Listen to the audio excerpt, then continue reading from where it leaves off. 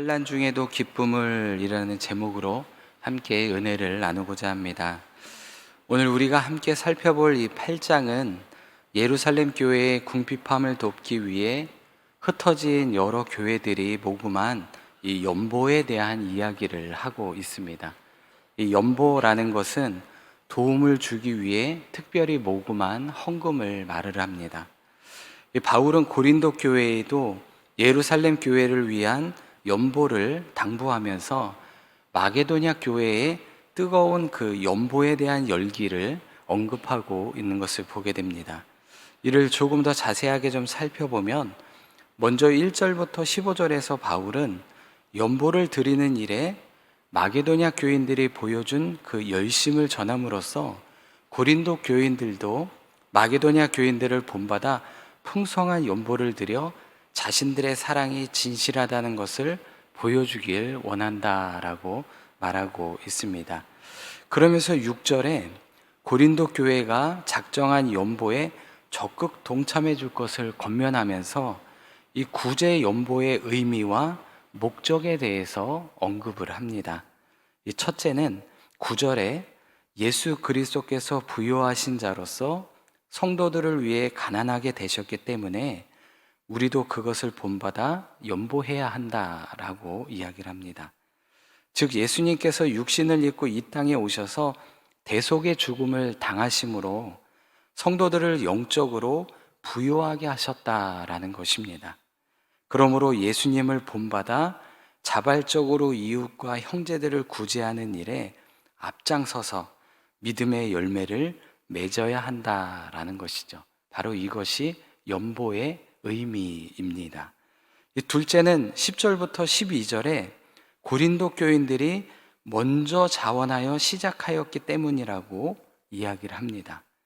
고린도 교회는 사실 1년 전에 이 말씀이 있기 1년 전에 구제 연보를 작정하고 모금을 시작했습니다. 하지만 그들보다 형편이 좋지 않았던 마게도냐 교회가 연보를 다 끝낸 상태임에도 불구하고 고린도 교회는 아직 그것을 이루지 못하였던 것입니다. 그래서 속히 자원한 대로 성취되기를, 자원한 모금을 다 모을 수 있도록 좀 이렇게 재촉하고 있었던 것이죠. 그래서 이것을 어떻게 돌아보면 연보라는 것은 자원하는 마음으로 하는 것이다 라고 말하고 있는 것입니다. 어려운 상황이나 또 이 어려운 마음이 있을지라도 그 마음 가운데 먼저 드리고자 하는 그런 자원하는 마음으로 하는 것이 바로 연보라는 것입니다. 이 셋째는 13절부터 15절에 성도들 상호 간에 나눔의 삶을 가능케 만들기 위해서 서로 평등케 하기 위함이 바로 연보라는 것입니다. 특별히 바울은 이를 설명하기 위해서 출애굽기 16장의 만나 사건을 인용해서 말을 합니다.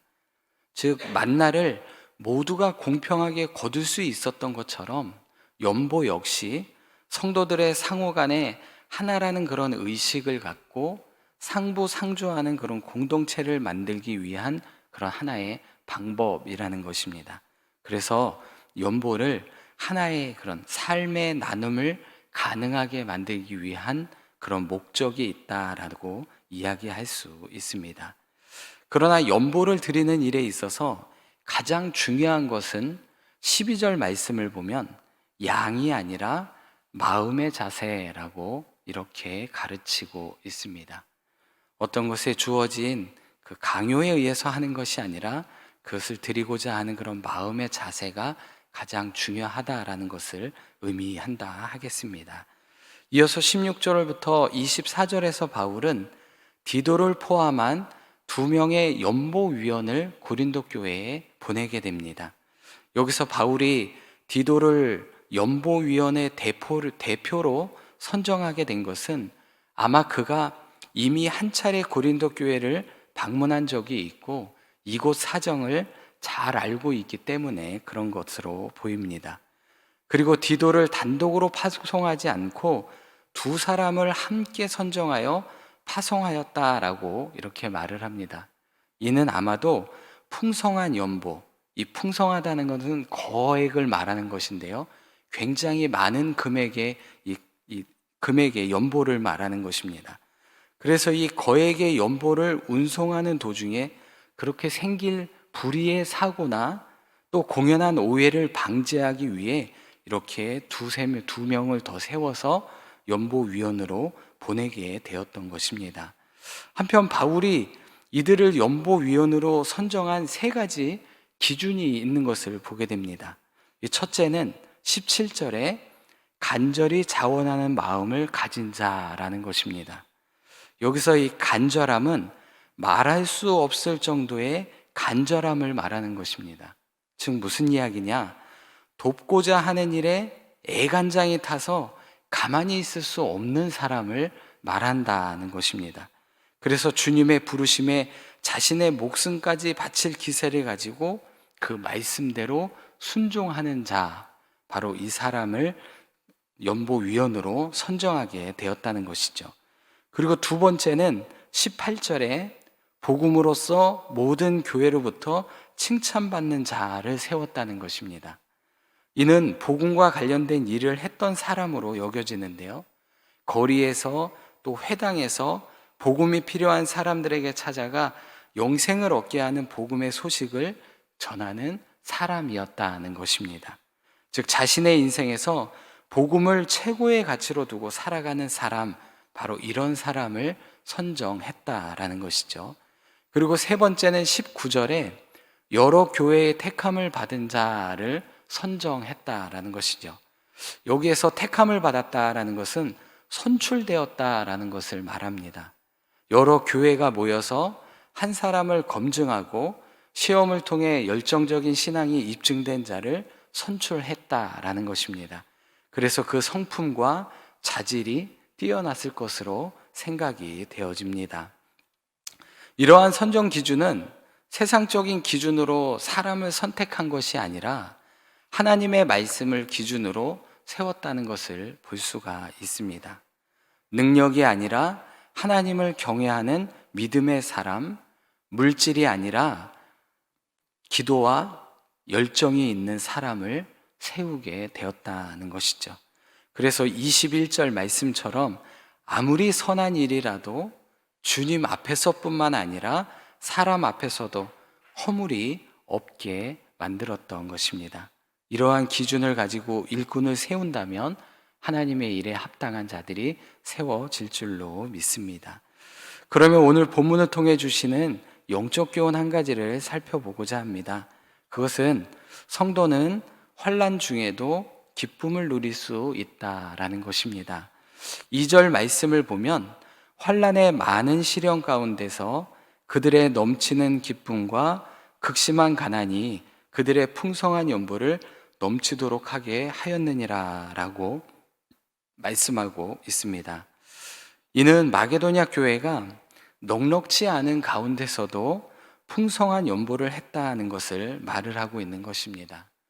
이 당시 마게도냐라는 이 땅은 굉장히 비옥하고 또 금과 은 같은 그런 자원이 풍부한 지역이었습니다.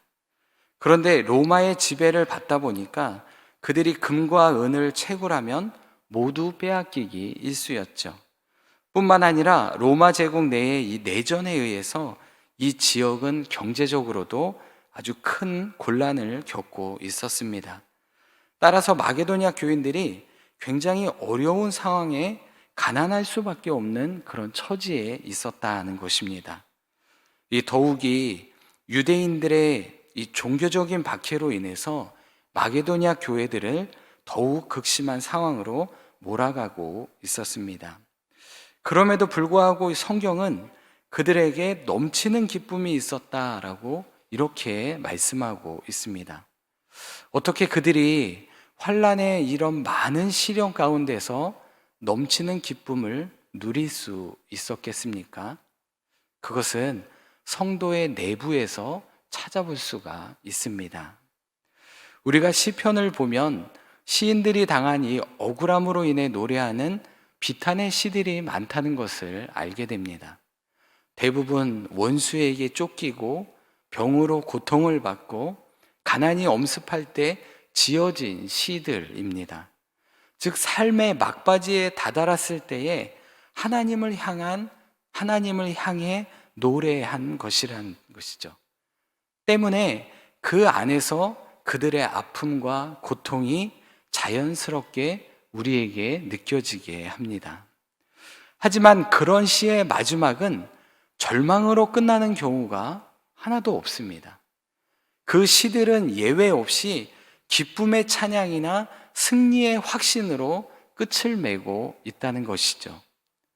이처럼 환난의 상황에서도 기쁨으로 찬양하고 승리의 확신을 가질 수 있었던 것은 그들에게 그 고통스러운 상황에도 굴하지 않게 하는 내적 요소가 있기 때문입니다.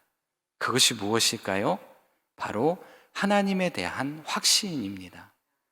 그들은 하나님의 자녀가 현실에서 고통받고 박해를 받아도 역전시켜 주실 하나님이라는 것을 믿기 때문에 그렇습니다. 그런 확실한 하나님을 신뢰하고 살았던 것이죠. 바로 이것이 마게도냐 성도들이 정치적으로 경제적 상황의 악화 속에서도 기쁨을 누릴 수 있었던 이유였던 것입니다. 하나님께서 자신들을 구원하신다는 강력한 내적인 확신을 가지고 살았던 것입니다. 예수님도 마찬가지 아니시겠습니까? 히브리서 12장 2절 말씀을 보면 믿음의 주여 또 온전케 하시는 이인 예수를 바라보자 그는 그 앞에 있는 기쁨을 위하여 십자가를 참으사 부끄러움을 개의치 아니하시더니 하나님 보좌 우편에 앉으셨느니라 라고 말씀합니다. 십자가의 부끄러움, 고통을 참으신 이유가 무엇이라고요? 바로 우리를 구원하시고 부활하신다는 주님의 확신 아니겠습니까?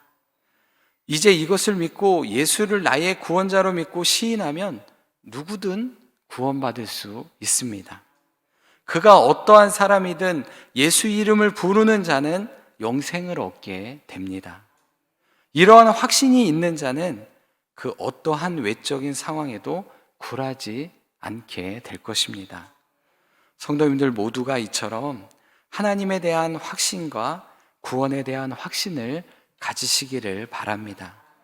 그러면 어떠한 외적 환경에도 어떠한 외적 변화에도 굴하지 않고 기쁨을 누리는 복된 삶을 살아가게 되실 것입니다. 기도하겠습니다.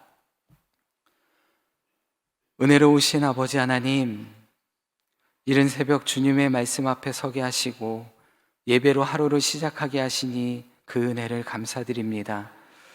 오늘 하루도 각자에게 맡겨주신 모든 자리에서 하나님이 주신 능력으로 잘 버티고 감당하게 하여 주옵소서. 구원의 확신으로 어떠한 상황에서도 흔들리지 않게 하시고 주님만을 바라봄으로 굳건한 삶이 되게 하여 주옵소서. 또한 치료의 하나님, 성도님들 가운데 몸이 아파 고생하는 분들이 많습니다.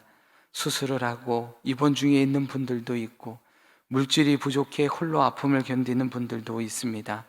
마음이 아파 낙심하는 분들도 있습니다. 이들을 기억하여 주셔서 친히 찾아가 주시고 치료의 손으로 어루만져 주옵소서. 주님의 사랑으로 고쳐주시고 회복시켜 주시옵소서. 특별히 고난주간을 보내고 있습니다. 우리를 위해 죽으시고 고난당하신 예수님을 우리가 묵상하게 하여 주시고 주님을 깊이 생각하며 그 고난에 동참하는 저희들이 되게 하여 주옵소서.